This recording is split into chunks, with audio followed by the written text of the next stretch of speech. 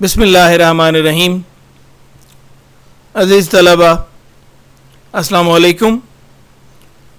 उर्दू साल अव्वल के आज के लेक्चर के साथ मैं हूं अली इरफान।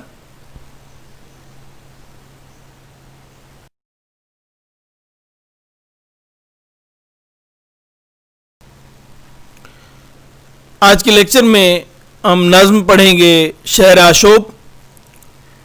गुज़श्ता दो लेक्चर्स में भी हमने इसी नज़्म के अशार और इसी नज़्म के जो बंद हैं, स्टैंजाज हैं, वो डिस्कस किए हैं। आज हमारा इस नज़्म के हवाले से ये आखिरी लेक्चर है जिसमें हम बाकी रह जाने वाले जो बंद हैं इस नज़्म के वो भी देखेंगे, उनके बारे में भी डिस्कस करेंगे और मजमूई तौर पे भी इस नज़्म को देखेंगे, इसका खुलासा डिस्कस करेंगे, नज़्म की हैत डिस्कस करेंगे और जो दीगर ज़रूरी चीज़ें होंगी वो हम आज के लेक्चर में डिस्कस करेंगे। नज़्म के शायर नज़ीर अकबर आबादी हैं जो अवामी शायर का जिन्हें खिताब मिला। बढ़ते हैं नज़्म के स्टैंजा की जानिब जो कि गालबन 7वां स्टैंजा है आज।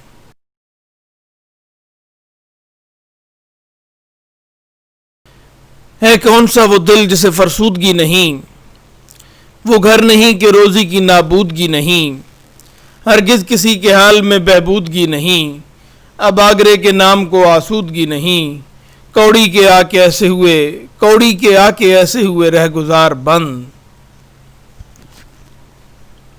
इम्पॉर्टेंट वर्ड्स के मानी पहले देख लेते हैं। इसमें कुछ ऐसे अल्फाज हैं मुश्किल जिनको समझने में आपको पेश आ सकती है।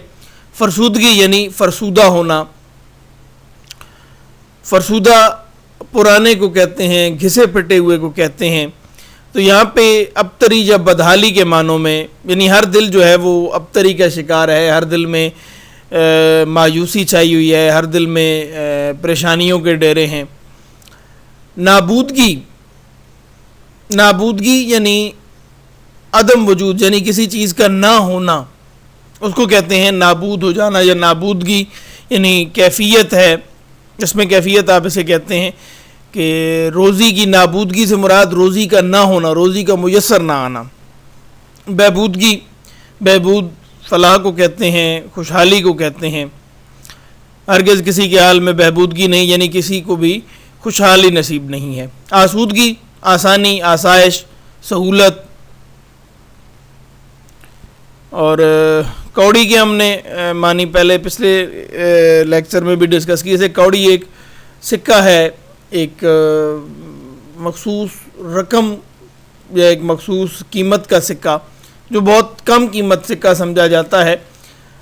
ये पैसे से भी यानी कम कीमत सिक्का। जैसे हम अपने ज़माने में लफ्ज़ इस्तेमाल करते हैं धैला या टक्का। जी किसी के पास यानी हम कहें कि जी उसके पास टक्का नहीं है, मुराद उसके पास बिल्कुल कुछ नहीं है। तो कौड़ी भी होनी, कौड़ी और पाई और ये वो सिक्के हैं जो पुराने ज़मानों में इस्तेमाल होते रहे हैं, लेकिन अब इनका इस्तेमाल बंद हो चुका है। रहगुजार, रास्ता। शहर आशोब के बारे में हम पहले लेक्चर्स में भी डिस्कस करते रहे कि इसमें शहर, इलाका, खित्ता, मुल्क, उसकी बदहाली बयान की जाती है, मुआशी बदहाली। इस नज़्म में आगरे की जो मुआशी बदहाली है उसको मौजू बनाया गया है।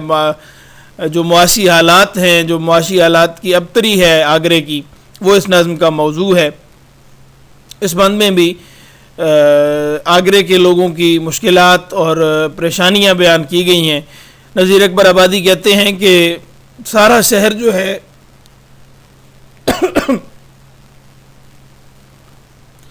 मुआशी बदहाली और अबतरी का शिकार है।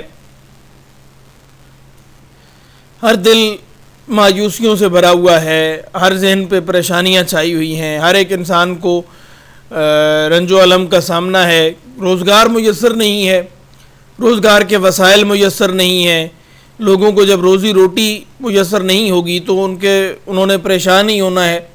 रोज़ी बुनियादी ज़रूरत है, इसी से निज़ाम ज़िंदगी चलता है, लोगों की ज़रूरियात पूरी होती हैं। जब आपकी रोज़मर्रा ज़रूरियात पूरी नहीं हो रही ज़िंदगी की तो आपने परेशान होना है। हर एक बंदे की जब ज़रूरियात ज़िंदगी की पूरी नहीं होती तो वो मुश्किलात का शिकार हो जाता है।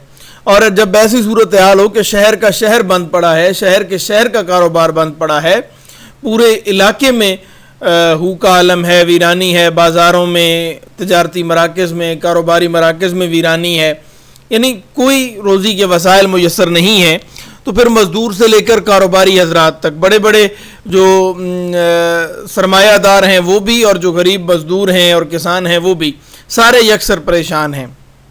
جب روزی کسی کو میسر نہیں تو ہر ایک کے گھر کا چولہا جو ہے وہ ٹھنڈا پڑا ہے، ہر گھر میں جان کے لالے پڑے ہوئے ہیں، فاقوں پہ بات آئی ہوئی ہے، کسی کو جو ہے وہ خوشحالی نصیب نہیں ہے، ہر ایک بدحال ہے، ہر ایک کے چہرے پہ ویرانی ہے، ہر ایک کی آنکھوں میں ویرانی ہے۔ کیوں؟ کیونکہ سارا شہر ہی تباہی و بدحالی کا شکار ہے، بربادی کا شکار ہے۔ اب آگرے کے نام کو آسودگی نہیں، یعنی آگرے کا نام ہی جو ہے وہ بدحالی کی علامت بنا کھڑا ہے، یا وہ ابتری کی علامت بنا ہوا ہے، ابتری کا نشان بنا ہوا ہے۔ کیوں؟ کیونکہ سارا شہر جو ہے وہ معاشی طور پہ مشکلات کا شکار ہے، کاروبار بند ہیں، روزی کے وسائل بند ہیں، لوگوں کے معاملات ٹھیک نہیں چل رہے، لوگوں کو گھر کے روٹی اور کھانے کی فکر پڑی ہوئی ہے، بچوں کو کھانے کو دینے کے لیے کچھ نہیں ہے، ان کو پہننے کو دینے کے لیے کچھ نہیں ہے، یعنی ایک غربت اور افلاس کا عالم ہے۔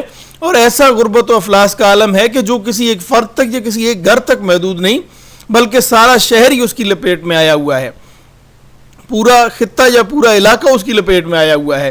کوڑی کے آ کے ایسے ہوئے رہ گزار بند، کوڑی کے راستے بند ہو گئے، یعنی رزق آنے کے، کوئی مال آنے کے، کوئی پیسے آنے کے راستے ہی بند ہو چکے ہیں، رستوں پہ ہی پابندیاں سمجھ لیں، یعنی پیسوں کے آنے کے رستوں پہ پابندیاں بن گئیں، یعنی کوئی حالات ہی ایسے پیدا نہیں ہو رہے، کوئی امید کی کرن نظر نہیں آ رہی کہ جس کی بدولت انسان خود کو حوصلہ دے سکے، خود اپنی ڈھارس بندھائے یا اپنے گھر والوں کی ڈھارس بندھائے یا دوسروں کو حوصلہ دے سکے کہ کچھ عرصے بعد کاروبار کا سلسلہ شروع ہو جائے گا۔ نہیں، ایسی عجیب صورتحال بنی ہوئی ہے، ایسی ظلمت بھری صورتحال بنی ہوئی ہے کہ کوئی روشنی کی کرن نظر نہیں آتی، کوئی امید کی کرن نظر نہیں آتی، ایسی تاریک رات ہے کہ جس کی صبح کا آثار نمودار ہی نہیں ہو رہے، یعنی پریشانی ہے، برے حالات ہیں، اور ہر ایک انسان ان برے حالات کا شکار ہے، اور کوئی بھی روزی رزق کھلنے کے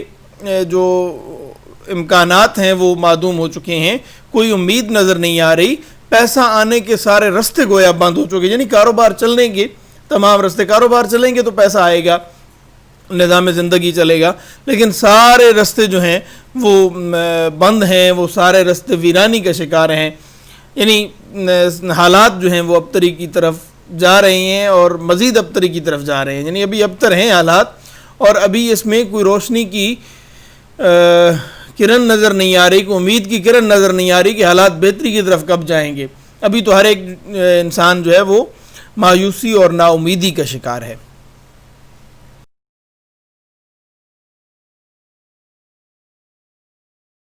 ہے میرے حق سے اب یہ دعا شام اور سحر، ہو آگرے کی خلق پہ پھر مہر کی نظر، سب کھاویں پیویں یاد رکھیں اپنے اپنے گھر، اس ٹوٹے شہر پر بھی الہی تو فضل کر، کھل جاویں ایک بار تو سب کاروبار بند۔ کمپوزنگ مسٹیک ہے پہلے مصرے میں، ہے میری حق سے اب جو دعا شام اور سحر، میرے نہیں میری۔ آخری اس بند میں اسٹینزا میں نذیر اکبر آبادی نے دعائیہ انداز اختیار کیا ہے، نظم کے اختتام پہ اللہ سے دعا گو ہے۔ نذیر اکبر آبادی اس نظم کے شاعر جو ہیں وہ دعا گو ہیں کہ اب صبح و شام ایک ہی دعا ہے کہ اللہ رب العزت آگرے کی خلق پہ، یعنی آگرے کے لوگوں پہ نظر کرم کرے، مہر کی نظر کرے، عنایت کی نظر کرے، نظر کرم کرے، کہ لوگوں کے جو بند کاروبار پڑے ہیں، لوگوں کے جو رزق کے وسائل بند پڑے ہیں، لوگوں کے جو رزق کے راستے معدوم ہوئے پڑے ہیں، یہ کاروبار ایک مرتبہ پھر کھل جائیں، لوگوں پہ اللہ کا فضل و کرم ہو، اور لوگ اپنے اپنے کاروباروں پر جائیں، اپنے اپنے گھر آباد کریں، اپنے اپنے گھروں کو بسائیں، ان کے گھروں میں خوشحالیاں لوٹیں۔ یہاں پہ ایک لفظ استعمال ہوا ہے، اس ٹوٹے شہر پر بھی الہی تو، ٹوٹے ہوئے شہر، ٹوٹا شہر مراد ایسا شہر کہ جو بدحالی کا شکار ہے، جو پریشانی کا شکار ہے، جو معاشی ابتری کا شکار ہے، اس شہر کو اس نے ٹوٹا شہر کا، یعنی برباد حال جو شہر ہے، اس پر اللہ تعالیٰ فضل کرے، اس پر اللہ تعالیٰ نگاہ کرم کرے، تاکہ لوگوں کے کاروبار کھل جائیں، لوگوں کے روزگار کے وسائل پیدا ہوں، لوگوں کو رزق کمانے کے مواقع میسر آئیں۔ اب یہ دعا ہی کی جا سکتی ہے۔ پچھلے جتنے سٹینزاز ہم نے پڑھے ان میں شاعر نے منظر نگاری کی ہے کہ کیسے برے اور ابتر حالات ہیں اس شہر کے، اور اس بند میں آ کے شاعر اللہ تعالیٰ سے دعا گو ہے کہ اللہ رحم کرے اور آگرے کے لوگوں پہ اللہ کی رحمتیں نازل ہوں اور ان کے جو کاروبار بند پڑے ہیں وہ ایک بار کھل جائیں۔ کاروبار کھل جائیں تو پھر رزق کے وسائل بھی پیدا ہوتے ہیں، رزق کے مواقع بھی پیدا ہوتے ہیں، لوگوں کو رزق کمانے کے مواقع میسر آتے ہیں، گھروں کا نظام چلتا ہے، لوگوں کا روزی روٹی کا نظام چلتا ہے، گھر بار چلتا ہے، تو زندگی ایک مرتبہ پھر رواں دواں ہو جاتی ہے۔ لیکن ان حالات میں تو زندگی جو ہے معاشی بدحالی کی وجہ سے آگرے میں جو زندگی ہے وہ جمود کا شکار ہو چکی ہے، رک چکی ہے، اور ایک مایوسی کا شکار ہے، نا امیدی کا شکار ہے ہر فرد آگرے میں۔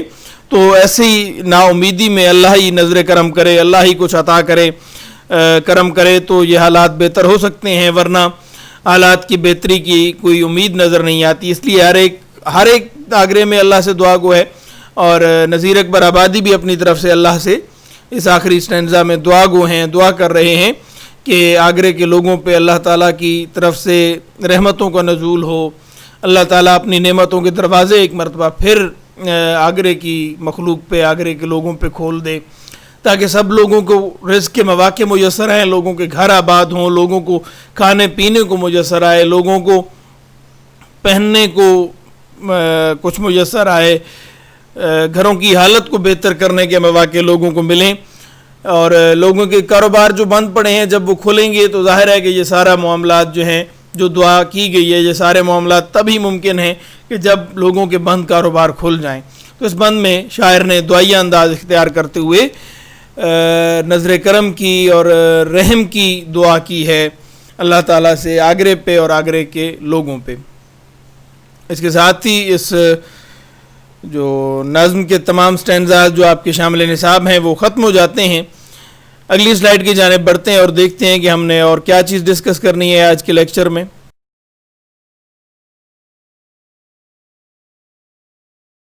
جی، 3 اہم نکات ہم نے ابھی ڈسکس کرنے ہیں آج کے لیکچر میں۔ ایک نظم کا مرکزی خیال، دوسرا نظم کا خلاصہ، اور تیسرا نظم کی حیت۔ پہلے نظم کا مرکزی خیال دیکھ لیتے ہیں۔ نظم کا مرکزی خیال تو آپ سمپل سا ایک جملے میں بھی، شاید یہ بار بار ریپیٹ بھی ہوتا رہا ہے یہ جملہ، مرکزی خیال جو نظم کا ہے وہ آگرے کی معاشی بدحالی، اقتصادی ابتری کو ظاہر کرنا ہے۔ اس نظم میں آگرے کے لوگوں کے جو کاروبار بند ہوئے، اس کی وجہ سے لوگوں کو جو مشکلات کا سامنا کرنا پڑا، معاشی طور پہ پریشانیوں کا جو سامنا کرنا پڑا، روزی رزق کے مسائل کا سامنا کرنا پڑا، ان کو موضوع بنایا گیا ہے اس نظم میں۔ نظم کا مرکزی خیال جیسے شہر شوب میں کسی شہر کے حالات کی ابتری کو بیان کیا جاتا ہے، بدحالی کو بیان کیا جاتا ہے، تو اس نظم کا مرکزی خیال آگرے کی بدحالی، معاشی بدحالی، آگرے کے لوگوں کی معاشی بدحالی کو بیان کرنا ہے۔ نظم کا خلاصہ تلخیص، یہ دوسرا ہمارا پوائنٹ ہے جو آج ہم نے ڈسکس کرنا ہے۔ اس نظم میں شاعر نے مختلف مناظر پیش کیے ہیں، الفاظ کی مدد سے ہمارے سامنے مختلف سٹینزاز میں مختلف مناظر پیش کیے گئے ہیں، اور وہ مناظر معاشی بدحالی کے عکاس ہیں، آگرے کی معاشی بدحالی کے عکاس ہیں۔ لوگوں کے گھروں میں بدحالی جو ہے وہ رقص کنا ہے، لوگوں کے گھروں میں مفلسی کے ڈیرے ہیں، غربت کا شکار ہیں لوگ، افلاس کا شکار ہیں، جس کی وجہ سے ہر گھر میں پریشانی ہے۔ جب غربت ہے تو ہر گھر میں پریشانی ہے، لوگوں کی قوت خرید نہیں ہے، اس لیے لوگ بازاروں میں نہیں جاتے ہیں، تجارتی مراکز یا کاروباری مراکز کی طرف رجوع نہیں کرتے ہیں۔ کیونکہ ان کے پاس کچھ ہے ہی نہیں، قوت خرید ہی نہیں ہے۔ اس لیے ایک طرف تو لوگوں کی جو زندگیاں ہیں وہ درہم برہم ہے، نظام زندگی درہم برہم ہے، تو دوسری طرف جو نظام ہے کاروبار کا وہ بھی سارا اجاڑ کا شکار ہے، وہ بھی بدحالی کا شکار ہے۔ بازاروں میں، تجارتی و کاروباری مراکز میں ہو کا عالم ہے اور ویرانی ہے۔ لوگوں کو جب کاروبار میسر نہیں ہے تو رزق کے مواقع ہی میسر نہیں ہیں۔ رزق کے مواقع جب نہیں مل رہے تو لوگ مزید ابتری اور بدحالی کا شکار ہوتے چلے جا رہے ہیں. اب تو بڑے بڑے جو کاروباری حضرات ہیں جو جن کے ہاں ہمیشہ مال و دولت کی ریل پیل رہی, وہ لوگ بھی اب ادھار کھانے پہ اور قرض لینے پہ مجبور ہوئے پڑے ہیں. ایسی بدحالی ہے کہ بھرے پرے شہر میں جب کوئی بھیکاری, کوئی گداگر بھیک مانگنے کے لیے کسی دروازے پہ صدا لگاتا ہے تو وہاں سے یہ آوازیں آتی ہیں کہ ہمارے پاس دینے کے لیے کچھ نہیں ہے. یعنی گداگروں کو بھی سوال کر کے, سوالیوں کو بھی کسی در سے کچھ مانگ کر شرمندگی کا سامنا کرنا پڑتا ہے. ان کے حصے میں بھی جو ایک وقت کی روٹی کسی دروازے سے مل جاتی تھی, وہ روٹی دینے کے لیے بھی جب لوگ خود اس قدر پریشان حال ہیں کہ انہیں اپنی روزی روٹی کی فکر پڑی ہوئی ہے, انہیں اپنی جان کے لالے پڑے ہوئے ہیں, لوگوں کے پاس اپنے بچوں کو کھانے کھلانے کے لیے, پہننے پہنانے کے لیے کچھ نہیں ہے, تو وہ کسی گداگر جب بھکاری کو کہاں کچھ دے سکتے ہیں. اس لیے جو کاروباری ہیں وہ بھی پریشان حال ہیں, جو مزدور ہیں وہ بھی پریشان حال ہیں, جو عام لوگ ہیں وہ بھی پریشان حال ہیں. پریشانی نے شہر کو اپنی لپیٹ میں لے رکھا ہے. مفلسی جو ہے وہ ہر گھر پہ چھائی ہوئی ہے, غربت نے ہر گھر میں ڈیرے ڈالے ہوئے ہیں, ہر ایک انسان پریشانی کا شکار ہے. ایسے عالم میں صرف اللہ سے ہی توقع لگائی جا سکتی ہے, کیونکہ ظاہری طور پہ کوئی امید کی کرن نظر نہیں آتی, کوئی روشنی نظر نہیں آتی اس تاریک رات میں, کوئی صبح کے آثار اس تاریک رات میں نمودار نہیں ہو رہے کہ جن سے انسان کو کچھ حوصلہ ملے کہ کچھ وقت مشکل برداشت کر لی جائے تو پھر آسانیوں کا دور آ جائے گا. ایسی کوئی امید نہیں لگائی جا سکتی حالات کی ناسازی کو دیکھتے ہوئے. تو اس لیے اللہ سے آخری بند میں دعا کی گئی ہے کہ اللہ ہی آگرے پہ اور آگرے کے لوگوں پہ رحم کرے اور اپنی رحمتوں کا نزول کرے, تاکہ لوگوں کے جو کاروبار بند ہیں وہ ایک مرتبہ کھل جائیں اور لوگوں کے نظام زندگی جو ہے وہ رواں ہو جائے, لوگوں کے گھروں کا جو نظام ہے وہ چل پڑے, لوگوں کے جو چولہے ٹھنڈے پڑے ہیں, گھروں کے جو چولہے ٹھنڈے پڑے ہیں ان میں آگ جلے, لوگوں کا زندگی کا نظام ایک مرتبہ پھر بحال ہو جائے اور پھر وہی خوشحالیاں لوٹ آئیں کہ جو کبھی آگرے کا امتیاز رہی ہیں, اور آگرے کے لوگوں کو جو خوشحالیاں نصیب رہی ہیں ماضی میں, ایک مرتبہ پھر اللہ سے دعا ہے کہ وہ خوشحالیاں آگرے کے لوگوں کو نصیب ہوں. یہ نظم کا خلاصہ ہے جو میں نے آپ کے سامنے پیش کر دیا ہے. اس کے علاوہ آپ اپنے الفاظ میں بھی بہت ساری چیزیں اس نظم کو سمجھ کر آپ خلاصے میں لکھ سکتے ہیں. خلاصہ جو لکھنا ہے وہ آپ کا ذاتی طور پہ ایک اس میں انٹرسٹ ہونا چاہیے, اور آپ نے اپنی تخلیقی صلاحیتوں کی مدد سے یہ خلاصہ لکھنا ہوتا ہے. اس لیے میرے الفاظ کو کاپی کرنے کی یا میرے جملوں کو کاپی کرنے کی کوشش نہ کریں, بلکہ خود سے اس نظم کو سمجھ کر, ہاں جو باتیں میں نے کی ہیں ان کو آپ اپنے الفاظ میں بھی ڈال سکتے ہیں, کیونکہ اسی کے ارد گرد ہی ساری باتیں گھومیں گی جو میں نے باتیں کی ہیں, تو آپ ان کو اپنے الفاظ میں بیان کر کے بھی اپنی طرف سے خلاصہ تحریر کر سکتے ہیں. تیسرا امپورٹنٹ پوائنٹ اور آخری امپورٹنٹ پوائنٹ ہمارے آج کے لیکچر کا نظم کی حیت ہے. نظم کی مختلف حیتیں ہوتی ہیں, جن میں سے ایک حیت مسدس ہے اور مخمس. میں مسدس کی طرف جا رہا تھا. مسدس ایسی نظم ہوتی ہے جس کے ہر بند میں 6 مصرے ہوتے ہیں, لیکن یہ جو نظم ہم نے آج پڑھی ہے, یعنی شعر آشوب نذیر اکبر آبادی کی یہ نظم, اس کے ہر بند میں 5 مصرے ہیں. ایسی نظم کہ جس کے ہر بند میں 5 مصرے ہوں اسے مخمس کہتے ہیں. مخمس جس کے ہر بند میں, ایسی نظم جس کے ہر بند میں 5 مصرے ہوں اسے مخمس کہتے ہیں. اس لیے یہ نظم شعر آشوب کی جو حیت ہے وہ مخمس ہے, یعنی یہ نظم مخمس حیت میں کہی گئی ہے. اچھا, پھر ایک چیز ہوتی ہے ترکیب بند اور ترجیح بند. ترجیح بند وہ حیت ہے کہ جس میں ٹیپ کا مصرع یا ٹیپ کا شعر بار بار ریپیٹ ہوتا ہے, یعنی ہر بند کے آخر میں ایک مصرع یا 2 مصرے, ایک شعر یا ایک مصرع بار بار ریپیٹ ہو رہے ہوتے ہیں. یعنی آخر میں, نظم کے آخر میں جو مصرع آتا ہے وہ بار بار ریپیٹ ہونے والا مصرع ہوتا ہے. ایسے بند کو ترجیح بند کہتے ہیں. لیکن دوسری قسم جو ہے وہ ہے ترکیب بند, جس میں آخری بند کا ردیف قافیہ جو ہے وہ ایک ہی ہوتا ہے, یعنی ہر بند کے جو آخری مصرع ہے اس کا ردیف قافیہ تو ایک ہی ہوتا ہے, یعنی وہ ہم قافیہ ہم ردیف ہوتا ہے اختتام ہر بند کا, لیکن وہ مصرع بار بار ریپیٹ ہونے والا نہیں ہوتا، یعنی کسی بھی بند کے آخر میں جو مصرع آتا ہے وہ بار بار ریپیٹ نہیں ہو رہا ہوتا، اسے ٹیپ کا مصرع نہیں کہتے، ایسے بند کو ترکیب بند کہتے ہیں۔ تو اس نظم میں بھی کوئی بھی ایک ایسا مصرع نہیں ہے کہ مثلاً یہی اسی کے نذیر اکبر آبادی کی نظم ہے، سب ٹاٹ پڑا رہ جاوے گا جب لاد چلے گا بنجارہ، یہ اب ہر بند کے آخر میں یہ مصرع اس نظم میں بنجارہ نامہ میں ریپیٹ ہوتا ہے، تو اس لیے اس کو ترجیح بند کہتے ہیں۔ لیکن یہ نظم جو آج ہم نے شعر آشوب پڑھی ہے، یہ ایک تو اس کی حیت مخمس ہے، دوسرا یہ ترکیب بند ہے، مخمس ترکیب بند۔ اچھا ایک اور بھی چیز ہوتی ہے اس میں، اس حیت کو مسمت بھی کہتے ہیں، میم سین میم اور توئے، توتا جسے آپ لکھتے ہیں، تا ویسے اس کو پڑھتے ہیں۔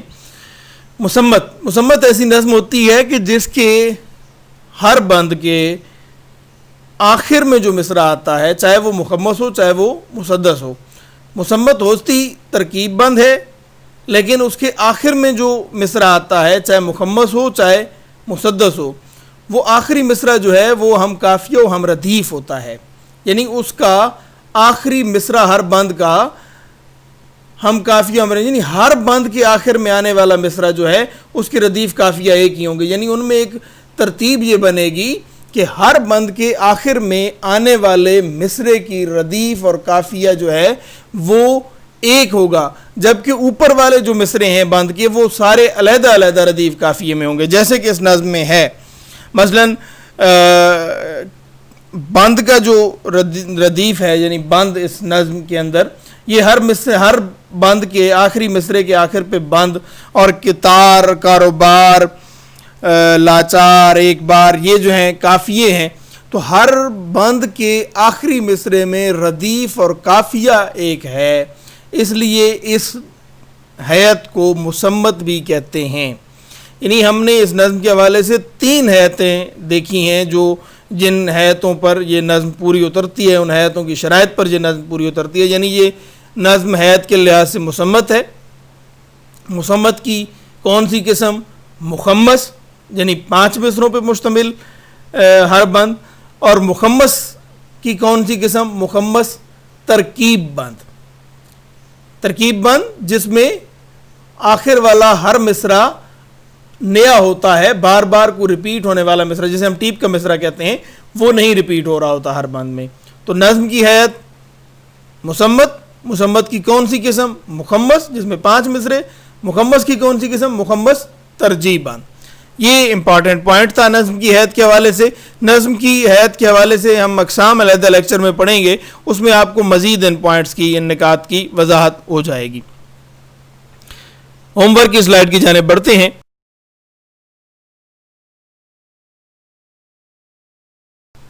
جی، نظم کا خلاصہ تحریر کریں، ایک ہوم ورک یہ ہے، اور مشق کے سوال نمبر 1 تا 7 کے جوابات تحریر کریں۔ مشق کے سوال نمبر 1 تا 7 میں جو سوالات آپ سے پوچھے گئے ہیں ان کے جوابات آپ نے تحریر کرنے ہیں۔ یہ صفحہ نمبر 123 پہ، نصابی کتاب کے صفحہ نمبر 123 پہ یہ مشقی سوالات دیے گئے ہیں۔ سوال نمبر 1 تا 7 کے آپ نے جوابات لکھنے ہیں۔ اس کے ساتھ ہی ہمارا آج کا لیکچر اختتام پذیر ہوتا ہے۔